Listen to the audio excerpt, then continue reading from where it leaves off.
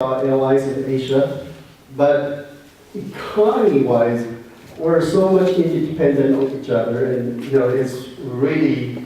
I blame on President Bill Clinton because in 1999 he just opened the door. Hey, we tried to save 175,000 jobs in the United States, but actually we shipped millions of jobs overseas, especially in China. So at the end, we owed over $1 trillion. Okay, so a lot of policies regarding Taiwan's issues, they always use that, the economy reason and say, hey, we cannot anger this giant. But recently, I just heard this. Some maybe Republican congressmen, they turn around and accuse, hey, China, you guys owe us $1 trillion instead of we owe you. But have you heard anything like that? What is the base on that? Yeah, that's a great question about the economic relationship. And it's true, as you say, there are many policymakers. Most policymakers in the United States worry about China's holding of our debt and basically that we are beholden to the Chinese. But if you look at the economic relationships between the United States and China, you see that really we hold the high cards and they don't. You first of all mentioned debt. They hold about $700 trillion of federal treasury debt, maybe a little bit more, maybe a little bit less. And they buy that stuff and we think, oh, what happens if they stop buying it? Well, the problem with the United States is not that there are too few people in the world willing to fund the federal deficit. The problem is that there are too many, which permits Congress to spend money without the discipline.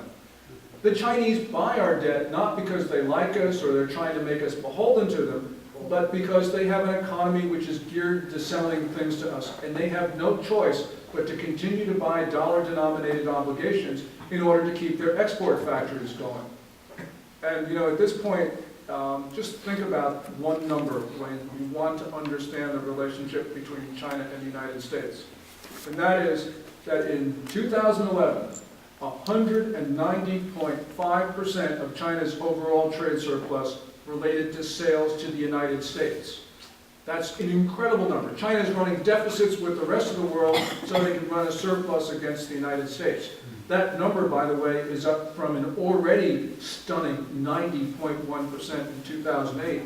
And as high as 190.5% is, it could go still higher. And the reason why it's been accelerating in recent months, in other words, China's becoming more dependent on the US, is because European purchasers have not been making orders to Chinese factories. And that's caused the problems that were evident in August and September and October in the Chinese export belt, because Europeans were not buying Chinese goods. And there's another part of the story, and that is that the Europeans are not investing in China to the same extent anymore. Investment from Europe has been plummeting, dropping 42% in the fourth quarter of last year. And it's only because of investments from the US that foreign direct investment into China did not completely collapse. So China is becoming more dependent on the US, not just to buy their goods, but to invest in Chinese factories. And they need that money. So, at the end of the day, you got to remember where the balance of power is. People in the United States worry about a trade war.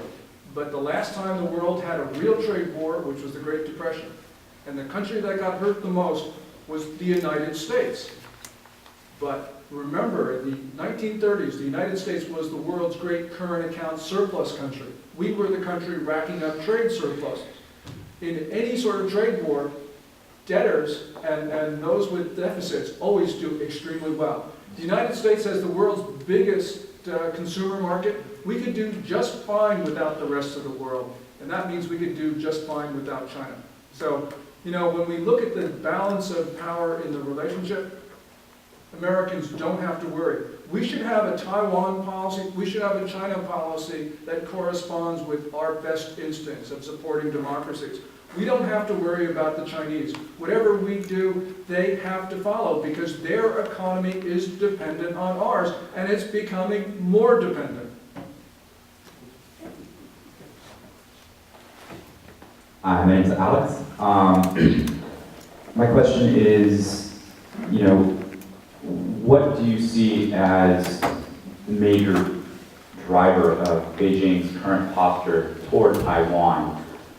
Is it from its own pull on society? Is the party instructing its people what to think and kind of dragging them along? Or is it, or do you see any societal push toward the party toward more aggressive policy toward Taiwan? And, you know, if you see the party in a potential process of disintegration, or you see China in the process of a transformation of some sort, I would ask, would a more free and open, transparent, and liberal China, and more active Chinese society, would that type of a situation be more of a threat toward Taiwan versus the current situation where, you know, the party maintains the monopoly on policy and rhetoric? I'll answer the first question first about what's driving Beijing's policy towards Taiwan. I think it's the same thing that is driving its policy towards Japan and South Korea and Vietnam and India and all the countries that surround the South China Sea. And that is that China wants more land. It wants more control. And that's very important for Beijing. So, you know, you've got essentially a country that believes it should be larger than it is today. And that's a problem. Because it's not just Taiwan. You know, there are some people in Washington, very few of them, but there are some people like Chaz Freeman and Brzezinski, the former national security advisor under Carter, who say, well, you know, just give Taiwan to China and everything will be happy. Well, even if you could give Taiwan to China, it isn't going to make Beijing happy because they say that they want the Senkakus, they want Okinawa, they talk about taking back parts of the Russian Far East. There are more and more incursions of the Chinese into India's controlled territories. They want parts of the Philippines. They say the entire South China Sea is an internal Chinese lake. Their claims go thousands of miles beyond their present borders. It is a territorially aggressive state. And that's what drives their policy towards Taiwan. The second part of your question is, you know, if China had a liberal democratic system of governments, would things be better? I think the answer is definitely yes. You know, you can't take a public opinion poll in China on a sensitive issue because it is an authoritarian state. But let's say that you were to put the question out to 1.4 billion Chinese people, and the question would be, should Taiwan be part of China? And probably you'd get somewhere like in the neighborhood of 80% who'd say yes. I don't know, you know, a lot of people in China think that, well, you get a number of 80%. You might even get a number higher than that, 90%. But suppose you ask the next question. Are you willing to sacrifice your only son to absorb Taiwan by force? Well, then the answer probably drops to the low tens. You get maybe even to the single digits, because people don't want to have a war with Taiwan. And you can tell that, but you just talk to people in China. So I think that if you had a democratic government in Beijing, it still might maintain a claim to Taiwan, but it isn't going to try to enforce it, because it realizes that the Chinese people don't want a war. They do not want to absorb Taiwan. As a matter of fact, there are a lot of people in China today, you know, who say, I can understand why the people in Taiwan don't want to be ruled by our government, and we shouldn't try to force them to do it. So I think that essentially you're going to see a much better policy on territorial claims from a democratic China than the one we see today. The one we see today is you've got a military which is starting to make its own policy and implement its own policy, creating incursions. We saw it 2 weeks ago with South Korea, with Japan all the time, with Vietnam most of the year. And this is not a government that is going to be easy to deal with, because you don't know who you're dealing with. You've got general's policy and admiral's policy, and you've got civilians. And unfortunately right now, with the erosion of authority in Beijing, I don't know how you deal with China.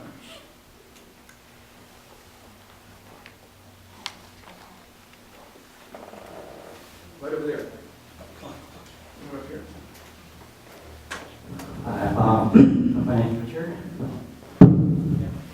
It's working. Yeah, Mr. Chang, I'm really glad to see you because about 9 years ago, I was a sophomore at UCLA studying economics and politics. I picked up your book at a bookstore and I read through it within 4 days. It was fascinating and I think it really made a profound impact on how I view China and politics in East Asia.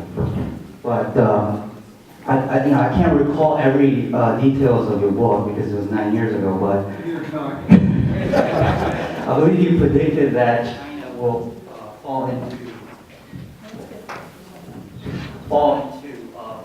regional, regionalism, where different provinces will have independent governments eventually.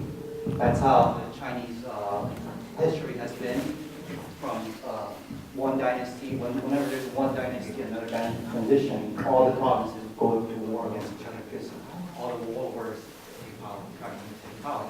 Now, after having the Beijing Olympics and having monetary union, having yuan as a single currency, and I guess having Mandarin be the national language, do you still believe that China will fall into this regional faction and have like a massive civil wars, or do you believe that now your definition of collapse of China is more just collapse of the Communist Party? Yeah, in the book, I said that within a decade, the book was 2001, and in the book, I said within a decade, the Communist Party would fall from power. So that's sort of like 2011, I'm a year out. But what we're seeing right now, especially with regard to the sudden deceleration of the economy, at the same time you see a splintering of the party, a lot of people are not taking the integrity of the Communist Party for granted. So I might be a year or two off, but we're starting to see that. With regard to regionalism, I really didn't talk about regionalism, but since you raised the subject, it's a very important one. And Taiwan is, in the Chinese view of the universe, a regional issue. So I basically, what I've been saying, it's not in the book, but as people have asked similar questions to yours, I've been saying that when the Communist Party fails, what we're going to see are a number of things. We're going to see Taiwan be recognized for what it is, which is an independent and sovereign country. And we're probably going to see the Tibetans and the Uyghurs, at least temporarily, escape from the Chinese tent. Because every time that there are problems at the center, the Tibetans and the Uyghurs usually manage to set up their own country. And they're able to maintain it until somebody establishes control in China and then goes out and conquers them. But Taiwan is different from the plight of the Tibetans and the Uyghurs because Taiwan is actually defensible. And so that's why I think that when the party fails, as it looks like it's failing now, we're going to see countries come to their better instincts. And they say, oh, we don't have to salute those guys in Beijing anymore. And I believe that the people in Taiwan are going to say, we want not just a Republic of China, what we want is the Republic of Taiwan. And so I see that coming. That is, as I said, that's something that nobody really thinks is possible at this time. But, there are moments in history when we do pass a period where what is inevitable does become not only possible, but, what becomes impossible does become inevitable. And we are at one of those points because the failure of the Communist Party opens up China to so many different futures. And one of those futures is going to be the one for Taiwan, because people in Taiwan will then be able to determine their own political fate. And that's why I think that we will see a sovereign nation recognized as such by the rest of the international community.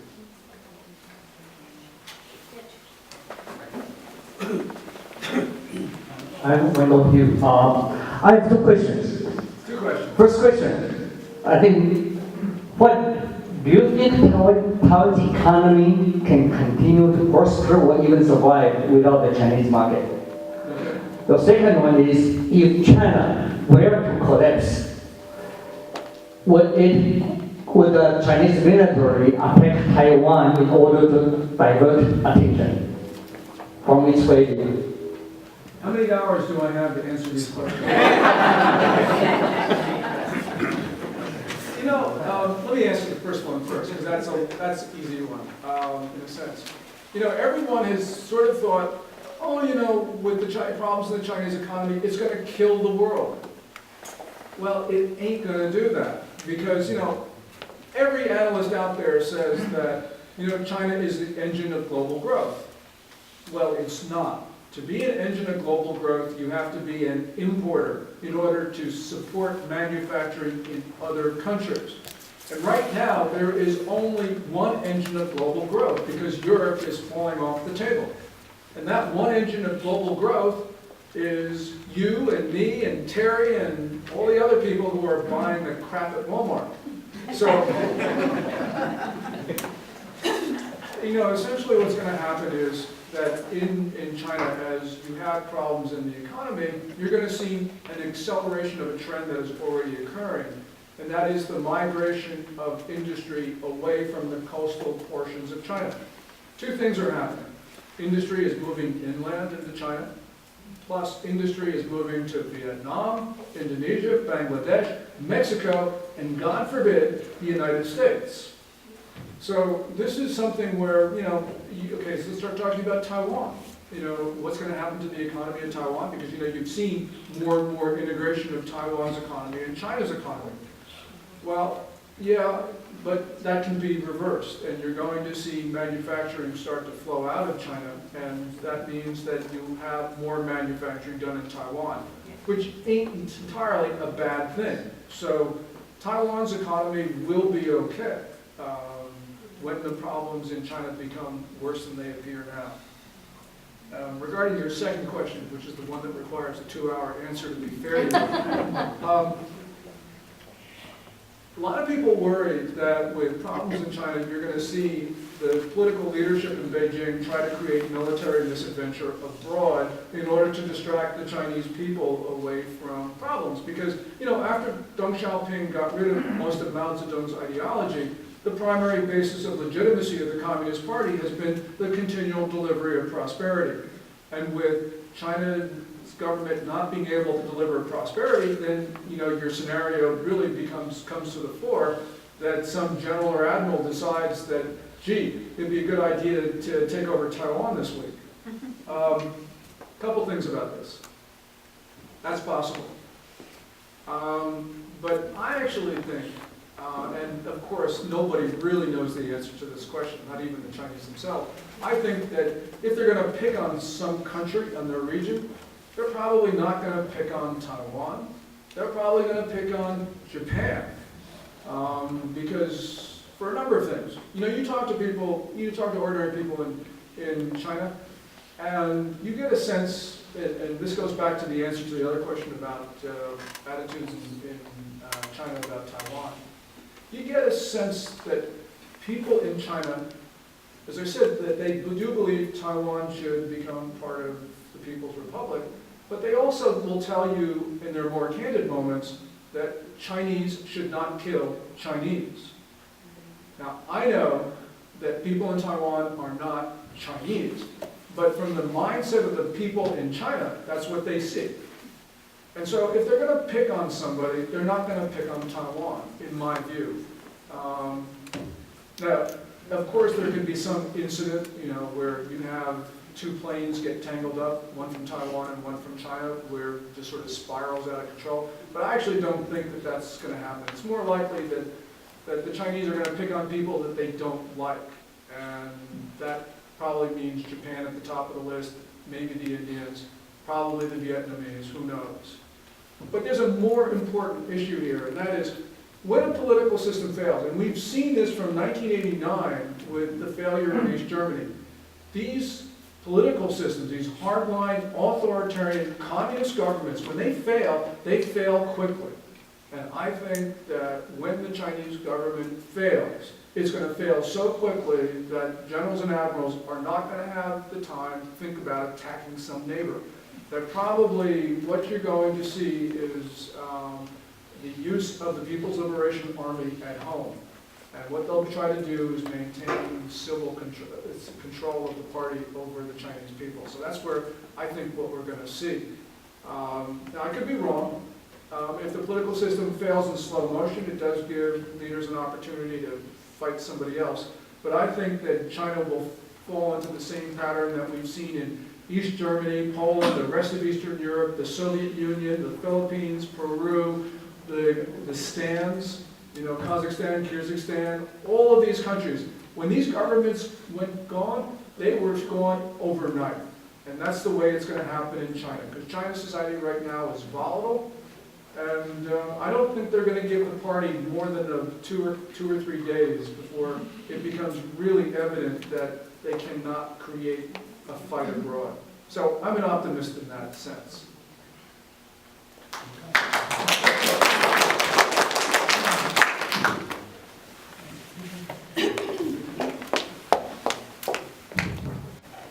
My name is Tom Lee. I'm with Taiwan Daily.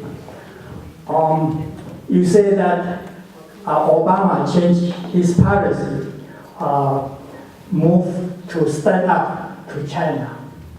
But in last election in Taiwan, clearly the United States supporting KMT, which is they try to unite it with China, and against DPP, which is for the independence of Taiwan. Why is that? That's a great point. As we all know, in December, some unnamed official, presumably from the National Security Council, gave that infamous interview to the Financial Times, where they criticized Tsai Ing-wen. I'm not so sure that we would see that same thing happen today. It was very controversial among Asia policymakers about that interview. And given the drift of American foreign policy, I don't think we're going to see any more interviews to the FT or to any other paper about supporting the Kuomintang. It just doesn't seem to be in the cards anymore. Now, policy doesn't change on a dime. But what we are seeing, though, is a very different posture on the part of the Obama administration to China. They came into power, and it was an unusually conciliatory policy towards Beijing. And we could just go through all sorts of things, starting from Secretary of State Clinton's interview in February 2009 about the role of human rights in China policy and all the rest of it. I think that it's different these days. You can just sense that there is a new attitude and a concern about China. Because you've got to remember that every administration comes into power and they just sort of think that they can have a better China policy than their predecessors. And so Obama really tried to work with the Chinese to try to integrate them into the international system. And they gave him such a hard time. But we are now coming up to issues where Beijing is taking positions which are considered in Washington to undermine direct security interests of the United States. So for instance, the North Koreans, sometime between April 12th and 16th, have said that they're going to launch a ballistic satellite, which is really a ballistic missile test, which threatens the United States, and China has been supporting the North Koreans and is not doing anything to bring them in. But even more significant, at the end of June, the sanctions that were in the Defense Appropriations Bill that were signed into law on December 31 come into play. Those are the sanctions on the Iranian financial system, especially the central bank. And those who deal with the central bank are subject to American sanctions. And I don't think that the United States is going to take too kindly to a Beijing that is supporting the Iranians, which means that in our view they're supporting not only their ballistic missile program, but their nuclear weapons program. And this is considered to be, rightly so in the United States, to be a direct threat to not only our allies like Israel, but to us as well. So when you have Beijing lining up on the wrong side of each issue, it just creates more and more antagonism. And as I said from the remarks, Beijing is pushing the United States into a corner. So I don't think we're going to see any more policy statements and no more interviews to papers in support of the KMT.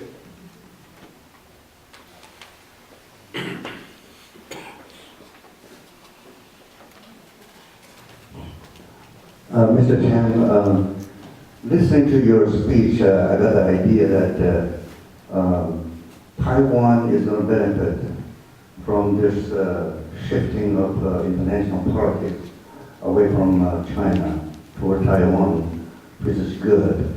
But our main concern so far has been the U.S. policy for Taiwan, which has been trying to maintain status quo and not to make any change, and so that we won't offend China. Do you have any specific advice to people of Taiwan as to how we can overcome this big impediment to our future? Yeah, American foreign policy with regard to Taiwan, especially after 9/11, really has been, we don't want to deal with this problem. And so there has been the natural reflex to try to maintain what is considered to be the status quo, which goes back to your point about the support of buying Joe. You know, it's just sort of like, okay, I don't want to hear about this for the next 4 years. I don't want to think about it. You know, we will go with the guy who's there. And I mean, that policy, that sort of attitude is still there. You know, you still see parts of it. In terms of what the people in Taiwan can do, part of it, the most important thing they can do is just wait a few months for the Chinese to get even worse than they are today. But I think that there's one important thing that has to be said, and it's been out of fashion in the United States to talk about freedom and democracy as values. And I think it's important for people in Taiwan to start that conversation again, not only in their own society, but to make sure that conversation is also heard in the United States. Because if you go back and listen to, you know, you go back and look at consistent American foreign policy on Taiwan, it's essentially that China should not do anything to upset the status quo. And I think that people in Taiwan need to say, and also that the people in Taiwan have the right of self-determination, basically. So I think it's important for people in Taiwan to say, look, we are not part of China. And essentially, we have a right to govern our own future. And our own future is to be an independent, sovereign nation. You know, the United States doesn't accept the one China policy. And we need to start driving that distinction home. That, okay, you don't say Taiwan is part of China technically. So we are in Taiwan, we want our own society. You Americans went to war with Britain in 1776 to create your own nation. We want our own nation. That conversation needs to start in Taiwan, and it needs to be heard here, and you and I can do that. And I think that that's important. We need to get in the minds of Americans that people in Taiwan have a right to determine their own future. And if they want to have their own nation, that is what they should have, and the United States needs to support it. So let's start talking about those things, because once we put that into the national narrative, eventually it will get through, especially as there is this reassessment about China.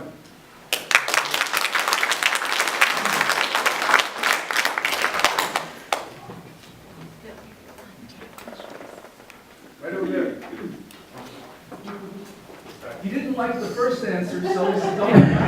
No, this is simple, a simple question. Okay. I see in the book that you still live in Shanghai. No, we live no longer in the People's Republic of China.